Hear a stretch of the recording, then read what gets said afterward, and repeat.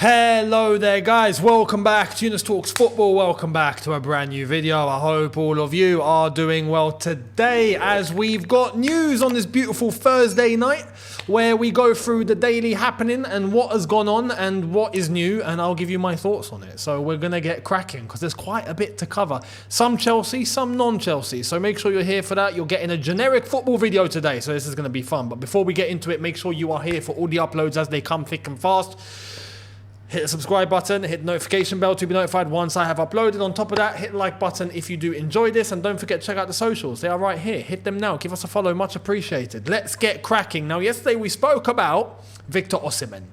And the possibility, it's a very unlikely possibility, but it's a possibility.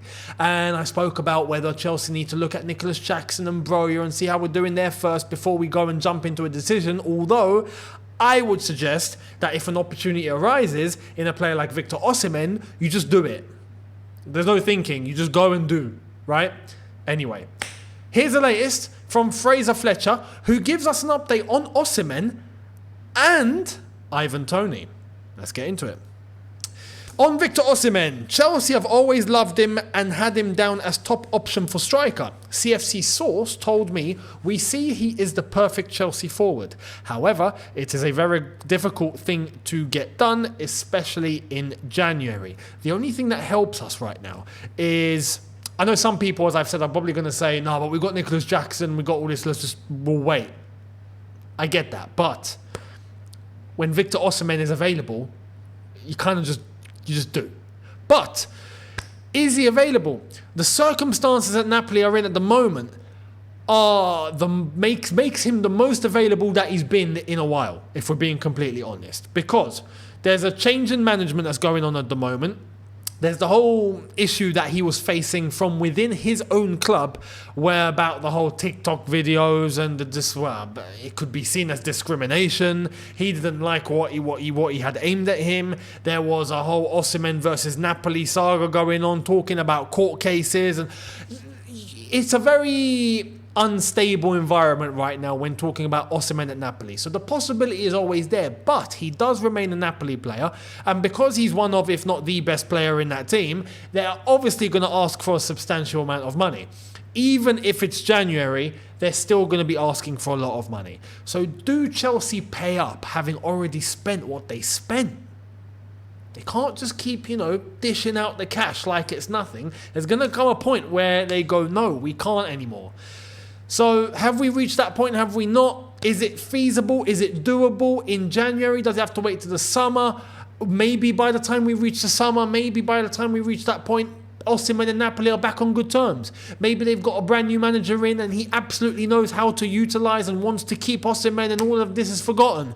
This is why January is a very interesting time, because there's not enough time for the manager to come in and automatically just get things up and running. If this drags on, there's a possibility, but it's very hard to do. Now, this is where some people would say, let's turn to Ivan Toney. Go and get Ivan Toney. Let me tell you now, my own opinion, I think Osimhen is more possible than Ivan Toney. And you're probably going to think, what? No way. I know on paper, Ivan Toney's more available than Osimhen, because we know Ivan Toney's leaving Brentford. We know Ivan Toney's happily going to stay in the Premier League. So that makes everyone think, oh, well, Chelsea got a clear path. We don't. We got a big red wall in between us and Ivan Toney. And I don't want to say it, but it's the truth. Let's get into it. Here it is. As reported on Tuesday, Arsenal are keen and pushing for Ivan Toney. Club believe they are only short on a number 9 to be perfect place for a title charge. That absolutely spot on. Arsenal will compete. I won't say win the title, but they will compete for the title if they get themselves a number 9. They get themselves a striker, they're ready to go. They've got everything. And even without an actual striker and having to experiment with Kai Havertz and see what Gabriel Jesus can do when he's got to drop deep, and you're using the wingers that are coming in inverted like Martinelli and Saka in order to provide you the goals. If they have a striker, it's a wrap. It's a wrap. So Ivan Toney is that. Ivan Toney is going to be that guy. You heard it here first. Ivan Toney will be signing for Arsenal in Jan. He just will. He's going to leave Brentford. He was close to joining Arsenal before he got suspended for the whole betting scandal. It's obvious that Arsenal, if Arsenal push, they will get him. People are going to say, no, but Chelsea got a chance. What leverage do Chelsea have right now over Arsenal? The one piece of leverage that we have right now over other clubs is we're in London. That's it. You can come and live the London life if you come to Chelsea. That is actually a big deal for a lot of players. But Arsenal have that as well. We don't stand a chance. Arsenal are competing for the title. They're in the Champions League. They're still fighting for the title. They're still up there. They've got a very well-developed project that's already underway. They are fully settled. They are stable. They're in London. They've got some money. And they need a striker. I mean, it's not even like he's going to be facing any competition. They don't have a striker. Even he comes to Chelsea, he's going to have to compete with Nicholas Jackson. At Arsenal, there's no one to compete with. It's ready-made for Ivan Toney at Arsenal. So this is why I'm saying Osimhen is more likely than Ivan Toney. Ivan Toney would absolutely want to go to Arsenal, and they will get him. They will get him. So that's where I think it's all being, it's all leaning towards. But there's more. Check this out. Justin from Purple Panel. CAA Stella is seeking full approval from Brentford FC to discuss Ivan Toney's personal terms with Arsenal before clubs engage in fee negotiations. Toney signed with CAA Stella to represent him back in August. The player is keen on a move in 2024. That to me reads, Ivan Toney is signed for Arsenal. I'm coming from the future. I'm coming from January, and I'm telling you, Ivan Toney is signed for Arsenal. So we're going to have to forget it. Congrats, Arsenal, on your new striker. Let's move. Actually, shall I give you this little... you know what? Let me show you this first. Before we get cracking into big news elsewhere, let's have a little laugh. Let's have a little halfway through the video giggle. Right? Check this out. Matt Law said... In Eden Hazard's first season at Chelsea, there was a burger van near Stamford Bridge. The club had to tell the owners to stop selling burgers to Hazard. You know what? This doesn't surprise me. This doesn't surprise me one bit. And it's true. There was a... But I've not been to the bridge in a while. But when I was going to games, right, at the time when Eden Hazard was playing for Chelsea, there was a burger stand outside the bridge. There was. I remember it. On the left-hand side, right on the left, you come out of the bridge, right, on your left, burger stand. And at times, on your right, towards going to Fulham Broadway Station, the entrance where the fans are coming out of the ground, right, and after a game, it's different. After a game, you can go down that way, but you can also extend towards the end of Fulham Road to go through the main entrance of the station. But that station that's behind the stadium, the entrance behind the stadium, burger stand, right? So sometimes right in front, but that's very rare. They were selling burgers to Hazard, yeah? Crazy. Good times. We can only look back and say good times. If Hazard was playing for us now, I'd be like, what? You're eating burgers? How dare you eat burgers? What are you doing? But now we just laugh and giggle because Hazard done what he done. So, yeah, let me know your thoughts on Hazard was eating all the burgers. People say, oh, he ate all the pies. He wasn't eating the pies. He was eating the burgers. Right, let's see what's going on elsewhere. Big news out of Manchester United. This is from Bloomberg. Sir Jim Ratcliffe is emerging as the frontrunner to buy Manchester United. Also saying, Sir Jim Ratcliffe's new offer has put him ahead in the race. Discussions with the Glazers and their advisors are ongoing about the structure of a deal. Ben Jacobs also tells us both Sir Jim Ratcliffe and Sheikh Jassim remain in talks to buy Manchester United. Sources do indicate Ratcliffe has finally made progress, but as previously reported, an improved Qatar bid can't be discounted. What is going on with this whole scenario? Because let me tell you, I mean, Ben Jacobs has a whole thread, by the way. If you go through this, there's an entire thread of information. Now, I'm not going to go through now because we'll be here for half an hour. But are Qatar going to come in with a higher offer? Or are they only going with what they are going to come in with already? Jim Ratcliffe has improved on his offer. Just yesterday, there were whispers and rumours and big people talking about, it's done, by the way. Qatar are coming in. They're coming in. And Beckham started, giving a little bit of a little, clue here and there about how United need more structure and they got to get back to where they got to get back to. And we then heard the news that Beckham will be an ambassador of Manchester United if the Qataris do come in. We heard all that yesterday. And today, Jim Ratcliffe's improved his offer. This is a very, very, very weird development, but I have to say it's not a good one for Manchester United. For Manchester United, if Jim Ratcliffe wins, it means the Glazers are staying. It means the instability continues. It's a mess. It's a mess. It's an absolute mess. I'm going to say this now. If United don't get Qatar, they are finished. Simple. Finished. Finito. You can understand that however you want. Whether finito means 5th or finito means 10th or finito means getting relegated. Whatever you want to, comply with that, go for it. But they are not winning anything anytime soon. That's what I mean by finito. It's not happening. So let's see what happens. Let me know your thoughts. I'd still like to think Qatar are going to win this, but it doesn't seem like Qatar want to budge. And the Glazers seem to be greedy in terms of wanting a lot of money. Considering where Manchester United are right now, mate, 6 billion, just sell. It's 6 billion, for goodness sake. Sell the club. Do you know what I mean? Well, actually, no, you know what? I'm just going to sit here and enjoy the show. I don't need to say sell the club. I'll be happy if they don't.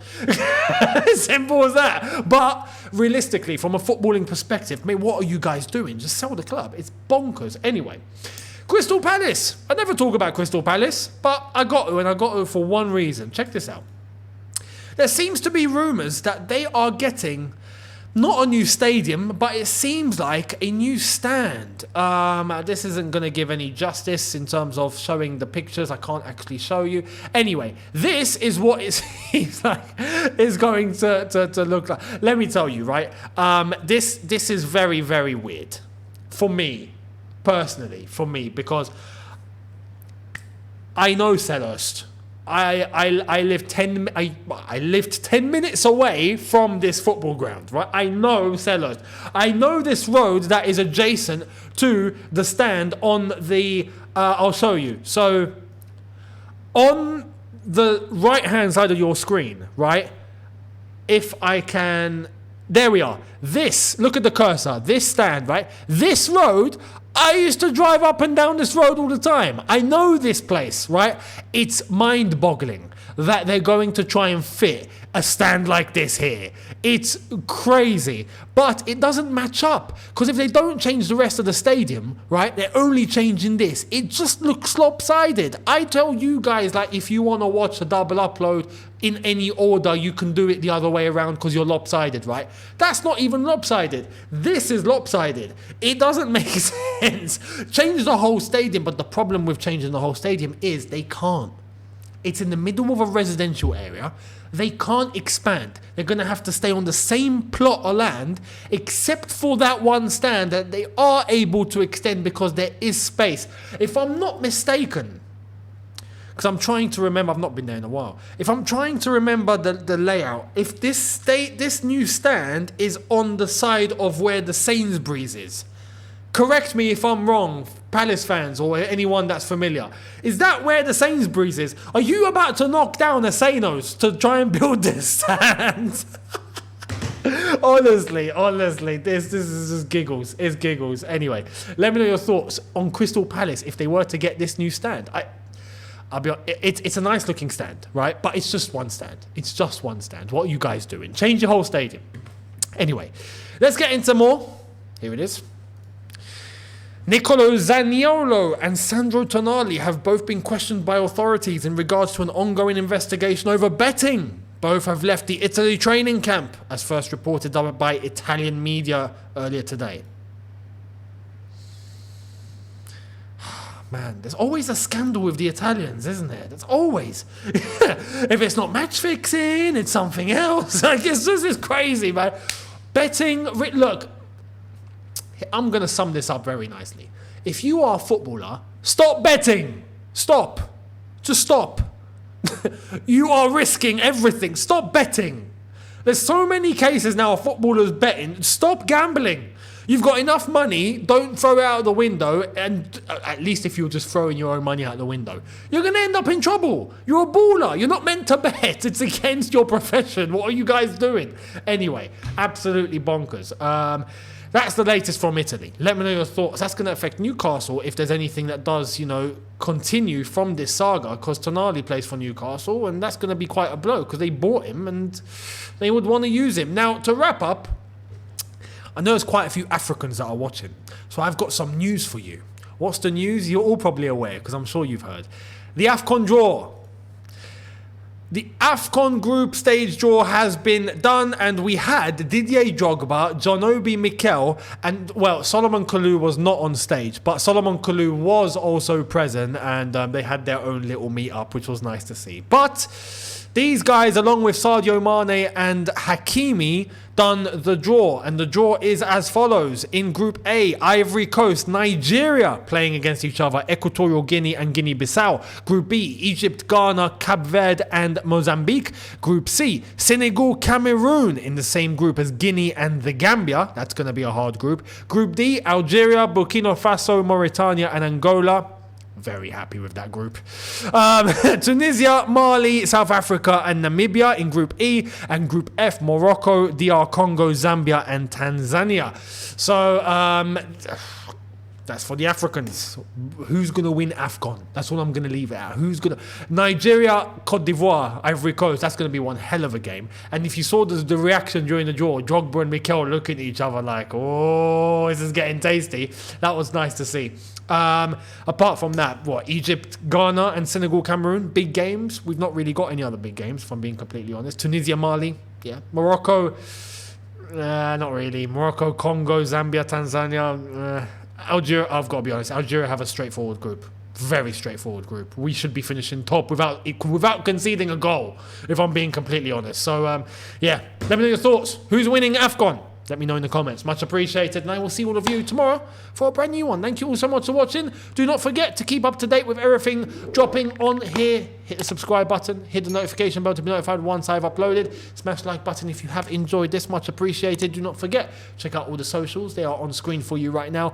And in the description, Instagram, X, and TikTok. I need to upload to my TikTok again properly. So make sure you guys are there for that.